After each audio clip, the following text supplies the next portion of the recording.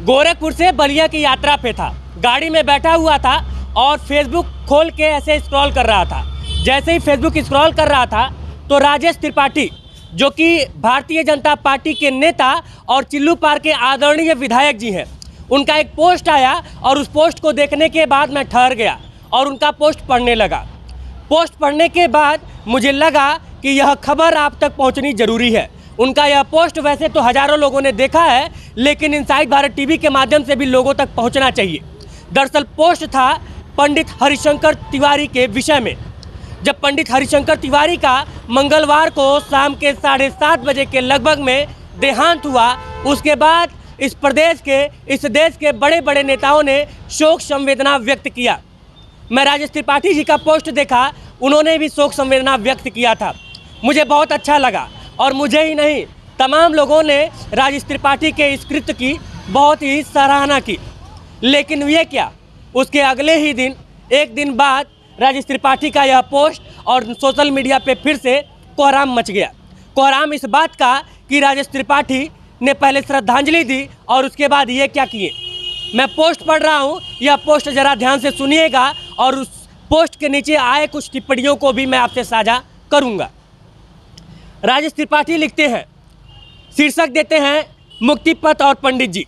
लिखते हैं, चिल्लू पार से 6 बार विधायक और श्री कल्याण सिंह जी, श्री राजनाथ सिंह, श्री राम प्रकाश गुप्ता जी की भाजपा सरकार और सुश्री मायावती जी की बसपा सरकार, श्री मुलायम सिंह यादव जी की सपा सरकार और एक दिन के लिए बने श्री जगदम्बिका पाल जी की सरकार में मंत्री पद की शपथ लिए श्री हरिशंकर तिवारी जी बुधवार को उसी मुक्ति पथ पर पंचतत्व में विलीन हो गए।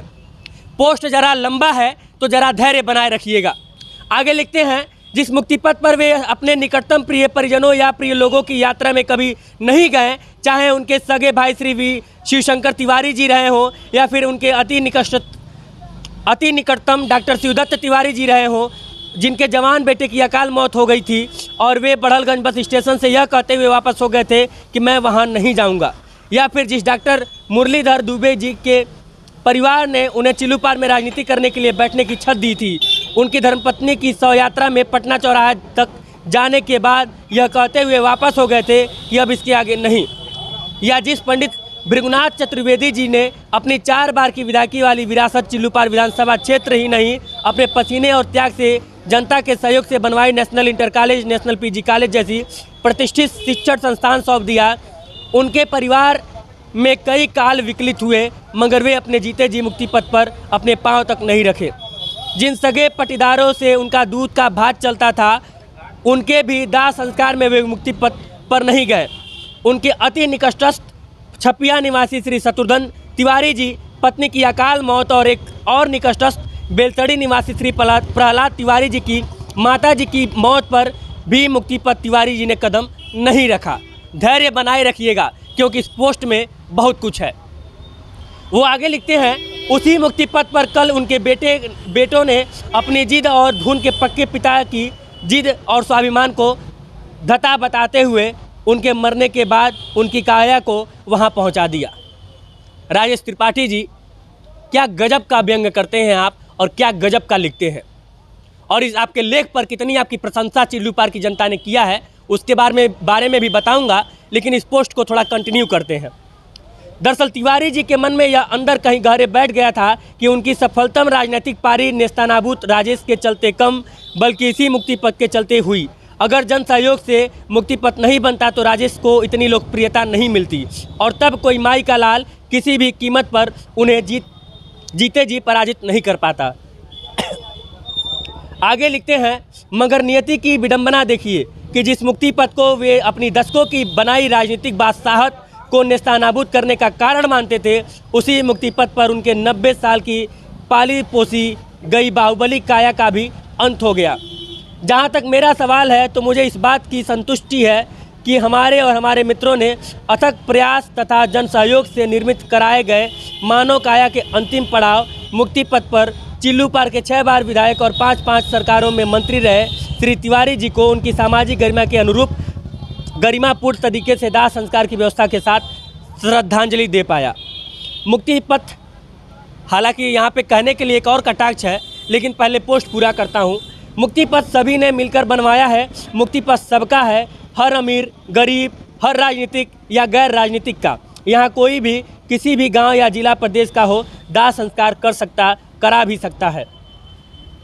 श्मशान को मुक्ति पथ नाम देकर उसे पीड़ित जनता की सुविधाओं को ध्यान में रखकर बनाया ही गया है कि दाह संस्कार करने में किसी भी व्यक्ति को कोई असुविधा ना हो।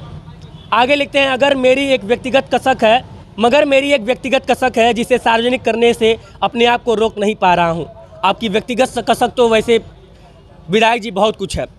मुझे नहीं पता कि पंडित जी को चाहने मानने वाले मेरी इस बात को किस तरह से लेंगे क्या बिना पूरा पढ़े बुरी तरह हमलावर ही होंगे।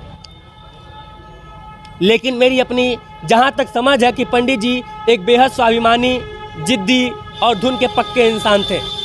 चलिए, कम से कम पंडित जी के लिए आपने स्वाभिमानी शब्द का इस्तेमाल तो किया। वे अब दिवंगत हो चुके हैं। ऐसे में अब अगर हम उनके सफ़ेदपोश राजनीति में आने के पहले के उनके सर्वविदित कर्मों का यहाँ जिक्र करें तो यह हमारी सनातन हिंदू संस्कृति का अपमान होगा, जिसमें यह बताया गया है कि किसी बुरे से बुरे आदमी की भी मृत्यु के बाद उसके पूर्व के कृत्यों के बारे में टिप्पणी नहीं करनी चाहिए। हमारी सनातन संस्कृति यह कहती है कि मरने वाला चाहे जीवन में कैसा भी कृत्य किया हो, उसके स्वर्गवासी होने की कामना की जाती है। हम भी वही कर रहे हैं। श्री तिवारी जी की आत्मा को ईश्वर शांति दे, उन्हें स्वर्ग प्रदान करें। हम तो तिवारी जी और तिवारी जी के समर्थकों तथा उनके परिवार के लिए तब से विलेन हैं जब से हमने निष्पक्ष पत्रकारिता की बढ़लगंज में शुरुआत की थी। मगर हम उनके और उनके समर्थकों की नज़र में महाविलेन तब बने जब 2007 का पहला चुनाव पंडित जी के खिलाफ लड़ गए और अपराजय पंडित जी अपने मुकाबले एक अदने से संसाधन विपन्न युवा पत्रकार से पराजित हो गए। दूसरी बार जब चिल्लू पार और धुरिया पार क्षेत्र एक हुआ तो उसी अदने से कमज़ोर माने जाने वाले युवा विधायक के मुकाबले चिल्लू पार की जनता ने उन्हें तीसरे स्थान पर ढकेल दिया। और हमारा अपना मानना है कि पंडित जी के जीवन के लिए यह सबसे बड़ा सदमा था। कहते हैं कि उनके जिद्दी मन में यह बैठ गया कि राजेश माने कुछ नहीं, बल्कि यह जो मुक्ति पथ का निर्माण उसके नेतृत्व में हुआ है, उनकी लगातार दो हार के पीछे यह मुक्ति पथ ही है। और संभवतः मन ही मन उन्होंने यह भीष्म जैसी प्रतिज्ञा कर ली होगी कि मैं अपने जीते जी क्या मरने के बाद भी उस मुक्ति पथ पर नहीं जाऊंगा, जिसके चलते उनकी सफलतम राजनीतिक पारी का खात्मा हो गया और वे राजनीति के बियाबान में चले गए। और शायद इसीलिए उन्होंने यह उनकी इच्छा पर मुक्ति पथ को पूरी तरह नेस्तनाबूद करने की हर वो चाल चली गई जो उनके परिवार और समर्थकों के बस में थी। यूँ तो पंडित जी को मुक्ति पथ अपने निर्माण काल से ही खटकता था। वे कदापि नहीं चाहते थे कि मुक्ति पथ बने। वे क्या उनके अनेक पत्रकार शुभचिंतक भी नहीं चाहते थे कि मुक्ति पथ बने। हाँ, मगर उनके अनेक ऐसे भी निकटतम समर्थक थे जो मुक्ति पथ निर्माण को सराहनीय ही नहीं बल्कि निर्माण में आर्थिक योगदान भी दे रहे थे। मगर शायद पंडित जी दूरदर्शी थे। संभवतः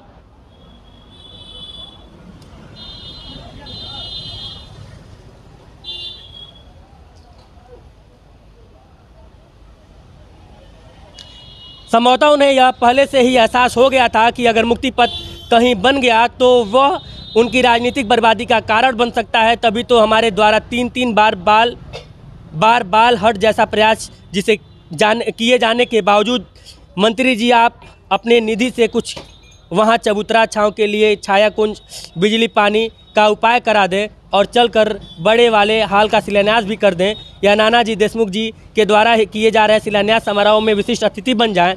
मगर पंडित जी की तरफ से ना रहा तो ना ही रहा। वे हमें भला बुरा कह कर बेरखू से 3 बार वापस कर दिए। अब इसकी पुष्टि कौन करेगा ये तो भगवान जाने। लेकिन आगे पढ़ते हैं। उसी मुक्ति पथ पर कल पंडित जी का दाह संस्कार उनके बेटों ने हजारों समर्थकों शुभचिंतकों के गगनभेदी नारों के साथ किया। यकीन मानिए, मैं फिर कह रहा हूँ कि मुझे बहुत सुकून मिला जब यह सुना कि उनकी पार्थिव काया मुक्ति पर आ रही है। मगर एक यक्ष प्रश्न मन में बार बार घूमड़ रहा है कि क्या अपने बेटों के इस निर्णय में पंडित जी की स्वाभिमानी आत्मा को सुकून या शांति मिल रही होगी? क्या उनके काया से निकली आत्मा यह सोच नहीं रही होगी कि जिस मुक्ति पथ और राजेश के चलते मैं राजनीतिक रूप से बर्बाद हो गया। जिस मुक्ति पथ पर 2004 के बाद पाँव रखने की तो बात छोड़िए, उधर ताका भी नहीं, उसी मुक्ति पथ मेरे बेटों ने कंधे पर उठाकर पहुंचा दिया। क्या वह यह सोच नहीं रहे होंगे कि वृद्धावस्था में जिस अपनापन, स्नेह, आदर और मेरे साथ समय देने की जो दरकार थी, कम से कम वह नहीं कर पाए तो इतना तो कर ही सकते थे कि मेरे मरने के बाद मुझे वहाँ तो मत ही ले गए होते जिस जगह से हमने बेइंतहा नफरत की। क्या सोचेंगे मेरे लिए जीने मरने वाले वे सभी समर्थक जिनके परिजनों ने या उनकी खुद की अंतिम यात्रा के दौरान मैंने उस जगह पर कदम नहीं रखा। हाँ, वे यह भी सोच रहे होंगे कि वह शमशान उनकी परंपरागत शमशान है, उनके पूर्वज वहीं गए हैं, इसलिए हमारे बेटे यहाँ ले आए। मगर सच कहूँ तो यह भी सच है कि हर पिता अपने बेटे का गरूर होता है और हर बेटे का यह पहला और आखिरी फ़र्ज बनता है कि वह अपने जीवित या दिवंगत पिता के गरूर को भी बनाए रखे और बचाए भी रखे। हमने तो वर्तमान चिल्लूपार विधायक के रूप में या उनके राजनीतिक उत्तराधिकारी के रूप में अपने पूर्व विधायक और पूर्व मंत्री के गरूर का पूरा ख्याल रखा और उनके कद के मुताबिक उनका गौरवपूर्ण दाह संस्कार भी की व्यवस्था दुरुस्त कर ही सही, मगर सहयोगियों के जरिए पंडित जी को विनम्र श्रद्धांजलि अर्पित की। मगर सहारा हॉस्पिटल के चिकित्सकों ने जहां मेरा इलाज चल रहा है इजाज़त दे दी होती तो मैं पंडित जी की अंतिम यात्रा में भी सम्मिलित होता और अंतिम विदाई देता। मगर उनके बेटों ने जो किया उससे हमारी आत्मा कह रही है कि पंडित जी की आत्मा चित्कार कर रही होगी कि जीते जी तुम लोग मेरा सम्मान तो नहीं कर पाए, कम से कम मरने के बाद मेरा गुरूर, मेरा संकल्प, मेरा हट, मेरी जिद बचा लिए होते। अयोध्या ले गए होते, काशी ले गए होते, कहीं ले गए होते, सरयू ही लाना था तो किसी और घाट ले गए होते, मगर वहाँ क्यों ले गए जिसको निर्माण से लेकर जीवन की आखिरी सांस तक हमने नापसंद किया। तुम हमारी शरीर भी वहीं जला आए जिसके प्रतिशोध, अपमान, उपेक्षा की आग में मैं कम जल रहा था, जो मुक्ति पद की भी आग में झोंक आए। मैंने सुना कि अंतिम समय में तेज आंधी सी एकाएक प्रकट हुई। वो औरों के लिए आधी रही होगी, मगर मेरे नज़र में वह गहरी हवा नहीं बल्कि गहरी आह रही होगी, पंडित जी की आत्मा की, जो अपने बेटों के लिए निकली होगी। बहरहाल वे दोनों बेटे अपनी प्रॉपर्टीज के उत्तराधिकारी हैं, यह सब निर्णय तो उन्हें ही लेना था, मगर पंडित जी का राजनीतिक उत्तराधिकारी चिल्लूपार ने तीसरी बार बनाया है।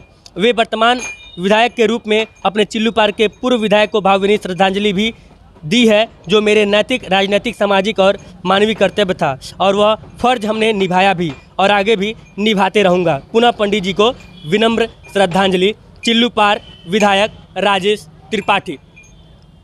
गजब का व्यंग लिखते हैं राजेश त्रिपाठी जी, आदरणीय विधायक जी।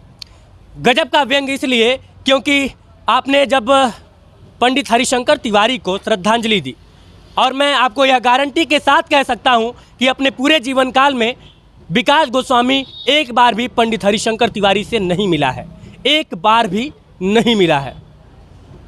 लेकिन उसके बाद भी अगर यह पोस्ट किसी और के लिए भी होता तो भी इसी तेवर के साथ आपको जवाब देता जिस तेवर के साथ अभी दे रहा हूं। किसी के मरने पर, किसी के पिता के मरने पर इस तरह का व्यंग करना ये आप ही कर सकते हैं, आपके अलावा कोई और नहीं कर सकता है। अपने आप को अपने समय का एक ईमानदार, कर्तव्यनिष्ठ पत्रकार बताने वाले विधायक जी, आप वही विधायक जी हैं जो आपके गांव की सूरत दिखाने पर एक पत्रकार पर, एक सच्चे पत्रकार पर षड्यंत्रकारी होने का ठप्पा मुकदमे के तौर पे लगवा देता है।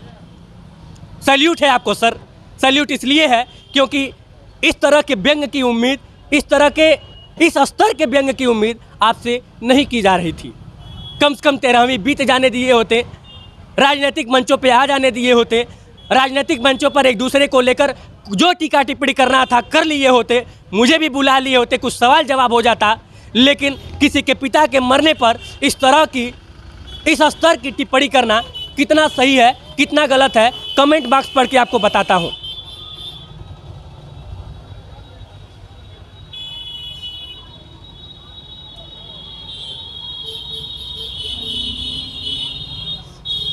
आपके कमेंट बॉक्स में 134 कमेंट है। 134 कमेंट तो मैं नहीं पढ़ पाऊंगा, लेकिन लाइन से मैं 2-4 कमेंट पढ़ देता हूँ। जो सबसे ऊपर मुझे कमेंट दिख रहा है वो है एडवोकेट प्रणव द्विवेदी शुभम का। लिखते हैं, चाचा श्री प्रणाम। फेसबुक चेक कर लीजिएगा। इच्छा हुई तो पंडित जी के निधन पर कुछ आदरणीय नेताओं की श्रद्धांजलि की उम्मीद करते हुए हमने लिखा था कि आपने श्रद्धांजलि देकर बड़ा दिल दिखाया है, मगर अभी 72 घंटे भी ठीक से हुए नहीं और ऐसी पोस्ट आपके द्वारा आखिर क्या दर्शाने की कवायद है? उनके पुत्रों पर इस कटाक्ष से आप क्या जीत लेना चाहते हैं? माफ़ करिएगा चाचा, लेकिन आपके जिस विनम्रता के लोग कायल रहे हैं, इस गैर जरूरी पोस्ट से आपने उसे धता बताया है। और मैं आपको बता दूं कि एडवोकेट प्रणव द्विवेदी शुभम हाता परिवार के फैन नहीं है, समर्थक नहीं है। जितना मैं उनको जानता हूं, वो एक निष्पक्ष लेखक हैं, फेसबुक पर लिखते रहते हैं। चाहे आप सही हो तो आपके समर्थन में लिखेंगे, चाहे आप गलत हो तो आपके विरोध में लिखेंगे, लेकिन लिखते जरूर हैं। आगे सुनिए, पारितोष सिंह। जहां तक मैं पारितोष सिंह को जानता हूं, ये एबीवीपी से ताल्लुकात रखते हैं, लेकिन इन्होंने क्या लिखा है उसको भी सुना देता हूं। लिखा है, अहंकार रावण का भी खत्म हो गया, विधायक जी आपका भी होगा। मैंने भी सुना था विधायक जी जातिवादी नहीं है, लेकिन जिस समाज का 90% वोट आपको मिला, जिस समाज ने आपको सम्मान दिया, उस समाज के चुनाव में जीत पर आप तिलमिला उठे हैं। आपको डर है कि राजनीति की सत्ता जाने की। आप विधायक हैं, आपके नेतृत्व में जिला पंचायत से लेकर ब्लॉक प्रमुख और अब नगर पंचायत पार्टी हार रही, घमंड टूट रहा है। बीजेपी किसी की बपौती नहीं है। और ये पोस्ट उन्होंने बीजेपी पर नहीं लिखा है, ये आप पर लिखा है, आपसे नाराज होकर लिखा है। कौशलानंद तिवारी, इनके बारे में मैं नहीं जानता हूँ ये कौन है, लेकिन इनका कमेंट मैं पढ़ना चाहता हूँ।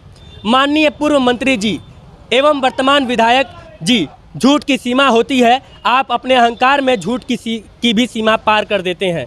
मैं यह नहीं जानता कि वह मुक्ति पथ जाते थे कि नहीं, लेकिन वह अपने भाई शिवशंकर तिवारी के अंतिम संस्कार में वह मुक्ति पथ गए थे। स्वर्गीय शिवशंकर तिवारी के अंतिम यात्रा में मैं भी गया था, मैं स्वयं देखा था। यह समय यह सब पोस्ट का नहीं है। यानी कि कौशलानंद तिवारी जी, आपके पोस्ट में जो आपने लिखा है कि वो फला व्यक्तियों के मृत्यु पर मुक्ति पथ नहीं गए थे, उस पोस्ट को, उस बात को कौशलानंद तिवारी जी झूठा बता रहे हैं।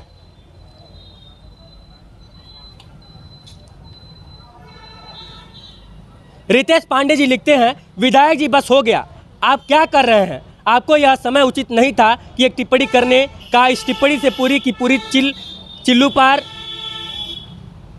की जनता आहत हो गई है। यह आपकी टिप्पणी बहुत ही निंदनीय है। आप जनता को क्या संदेश देना चाहते हैं? ब्ला ब्ला ब्ला, आगे बहुत कुछ आपके बारे में इन्होंने अशोभनीय लिखा है, आपकी निंदा की है। अब मैं इस पोस्ट के कमेंट को पढ़ूंगा तो पढ़ता रह जाऊंगा। अब आ जाते हैं मुद्दे पे। दरअसल हुआ क्या होगा?